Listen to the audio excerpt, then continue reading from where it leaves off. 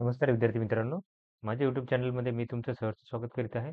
तर तुमच्यासाठी एका महत्त्वपूर्ण विषयावरती व्हिडिओ घेऊन आलो तो म्हणजे तलाठी भरती 2023 मध्ये जे नॉर्मलायझेशन झालेलं आहे, तर ते विद्यार्थ्यांवरती अन्यायकारक आहे. हुशार विद्यार्थ्यांवरती अन्यायकारक हे स्वतः महसूल विभागानेही काय केलं, की मान्य केलेलं.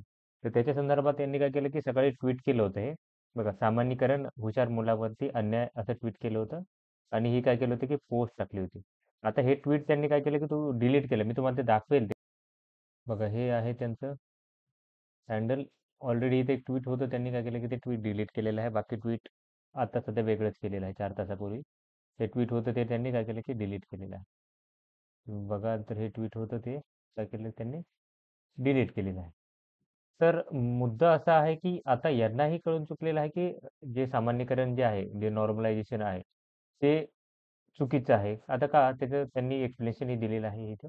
तर बघा, की तलाठी भरती परीक्षेत काही विद्यार्थ्यांना 200 पैकी 200 पेक्षा जास्त गुण मिळाले आहेत आणि संभ्रम निर्माण झालेला आहे. याचे स्पष्टीकरण आले, की अन्याय होऊ नये म्हणून ही पद्धत अवलंबली आहे.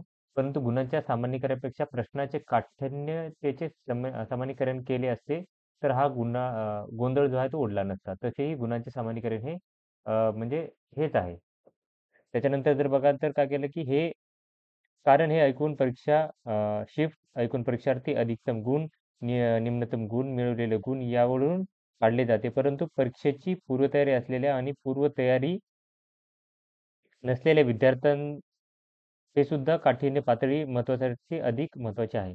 पूर्वतयारी नसलेल्यांना सोपी परीक्षा सुद्धा कठीण जाणार. म्हणून काय काठिण्य पातळी जास्त आहे का असे म्हणायचे का?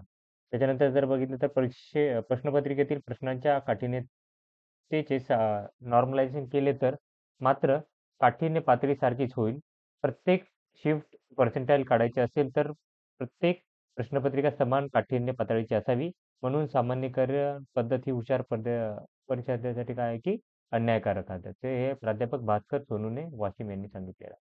तर इथं तर तुम्ही बघाल तर याचं म्हणणं असं आहे, की टोटल जर पाहिलं तुम्ही, तर सामान्यीकरणमुळे काय होतं, की जे विद्यार्थी आता जे अभ्यास करत नाही, त्यांना कुठलाही पेपर सोपा असू दे, अवघड जाणार, अवघड पेपर अवघडच जाणार आहे. पण ते हुशार विद्यार्थी आहेत, जे अभ्यास करतात, तर त्यांना जर सपोज एखादा पेपर टफ आला, तर त्या केसमध्ये नॉर्मलायझेशनमुळे त्यांना नुकसान होतं. कारण की जर विचार केला तर काय होतं, की टफ पेपरच्या वेळेस काय होतं, की त्यांना मार्क काही प्रमाणात चेंजेस होतात.